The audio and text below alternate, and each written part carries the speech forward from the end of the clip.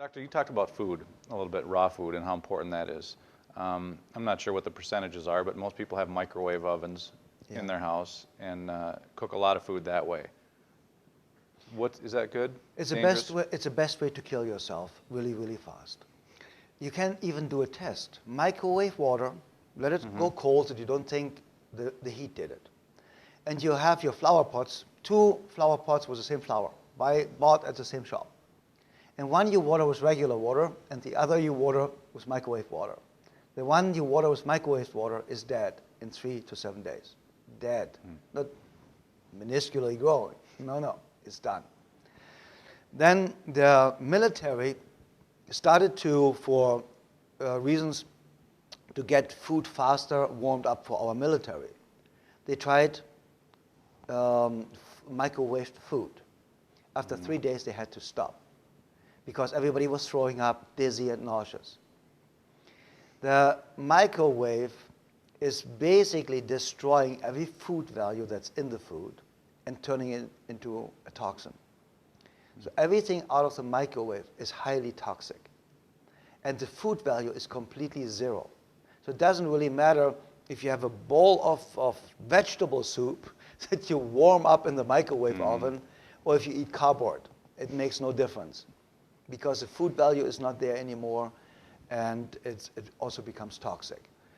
And the microwave oven is, it's convenient, and I have to admit sometimes if I'm on a run, I reheat my coffee in a microwave oven, and I know it's bad, but we are just humans.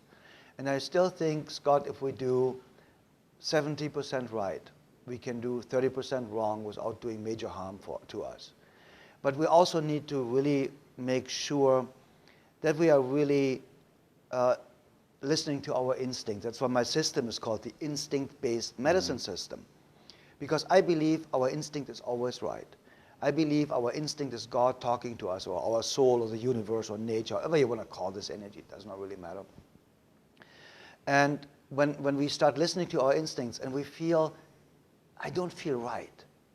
Yeah, something is wrong. Just believe me. You have the feeling, I don't feel right, something is wrong.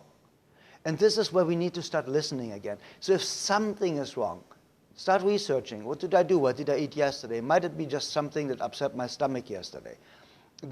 Should I just eat, I don't even know really, in Germany you have Zwieback. It's kind of like, you give it to babies. It's this hard kind of like very crispy kind of a bread. And you have babies bite on it when they go teeth and stuff like that. I don't really know the English word for it. But it's kind of like Malba Toast. Okay.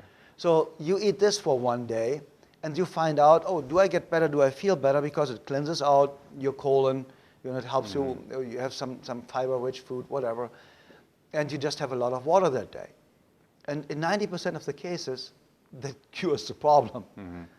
But always grabbing a pill because something is wrong just covers the symptom, and you will never find out the root cause, because my instinct-based medicine system is only about the root cause.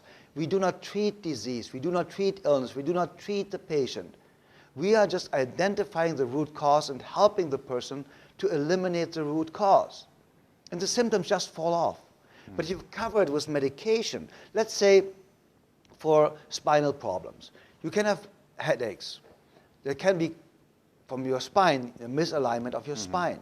You can have eaten something really bad yesterday, and the toxins that your colon is producing, or digestive tract, giving you the headache. You can have a lot of stress. You can get a headache from that. Your muscles might be tight, and there's no oxygen in your brain. So there are hundreds of possible reasons for you to have a headache. So if you just take a headache pill and the pain goes away, at least you believe it's gone away. It's not really gone away. You just believe it is. It just covers the information flow. It breaks the information flow from your nervous system to your brain, telling you there is pain. That's all it does. It doesn't get rid of the pain. But now you will never really research, where did it come from? What food shouldn't I eat? What food do I eat? Every single time I eat this, I get a stomachache, or I get a headache, or I get dizzy. We never get there because the medication covers the symptoms. So we think we are cured. It's like people say cancer patients are in remission after treatment. No, they're not. they are dead to 90%, and no body function is there any longer. So the cancer doesn't grow at the moment, and the good stuff doesn't grow at the moment.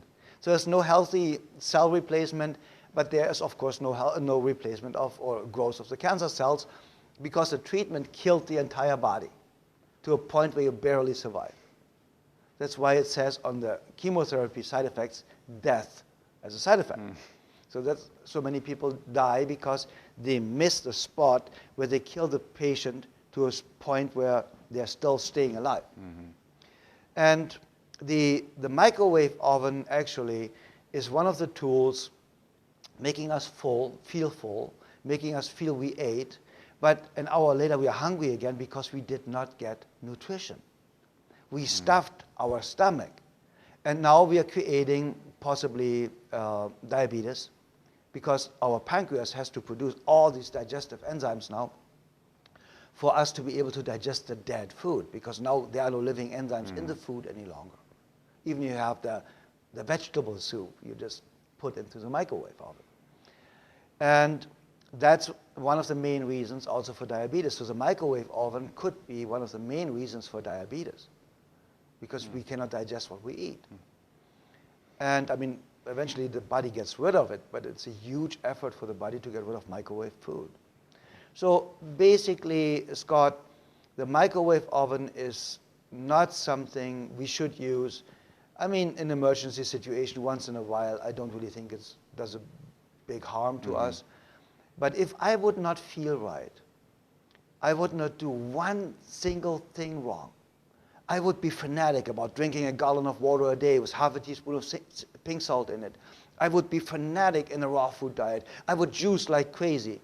You know, and people don't understand you can really detoxify your system with apple, carrot, celery juice in the morning, freshly made, of course, 1/3 each. If you're really highly toxic, you really get diarrhea. And people think it's a bad thing. No, it's not. You are so toxic that the body is using the first opportunity to get rid of the toxins in an instant. It's just flushing you out. So it just tells you how toxic you are. And that, Scott, is something that is really unbelievably phenomenal, that you can ruin your body for 30, 40 years. And you do for a couple of weeks the right thing, and we are healthy again. This is so phenomenal. My message of hope, you know, people say, you give people hope. Yeah, I give people hope because I know, I have seen it happen. I have seen people coming into my office saying, I have 3 months to live, 6 months to live, 9 months to live. My own mother had 6 months to live with hepatitis C, liver cirrhosis, and liver cancer in a terminal state. 6 months to live 42 years ago. And as you know, my mom is still alive today and the healthiest person in the world. And I can tell you that because I've seen it. The most important part is you need to talk to people that are producing results or produced results on a consistent basis. Never talk to somebody like an economy professor that never made $1 million in his life teaching you in university how to be rich. That's absurd. You know, I spent more money in a year in restaurant tips than they make.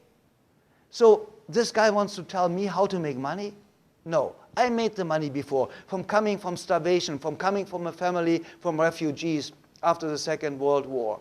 And I knew what it means to have nothing to eat, because there were days where we had nothing to eat. So I made my success. I made my money. I wrote 19 best-selling books. If you want to write a best-selling book, talk to me. I wrote 19 of these. I have worked with over 66,000 patients. If you want to know how to work with patients, ask me. So the point is, talk to people who did it. Talk to a patient who was sick and got healthy. Talk to somebody that weighed 400 pounds and now is slim and skinny and fit and healthy and strong. That's the person you talk to. Not a doctor whose lifespan statistically is the shortest of all professions. The doctor has a lifespan, an average of 56 years of age, the highest abuse rate of alcohol, the highest abuse rate of drugs, and the highest rate of suicide. This is a person you want to ask how to be fit, healthy, and strong for the next 140 years? No. You ask somebody who is doing it. You go to somebody that's 100 years old and plays soccer with his great-great-grandchildren, and you say, how in the world did you do that? And that makes a difference. So we need to talk to people that have done it before and that are producing results. And to conclude this, stay away from the microwave oven. And if you have children, throw the microwave oven out of the window, because they are microwaving everything and they are killing themselves.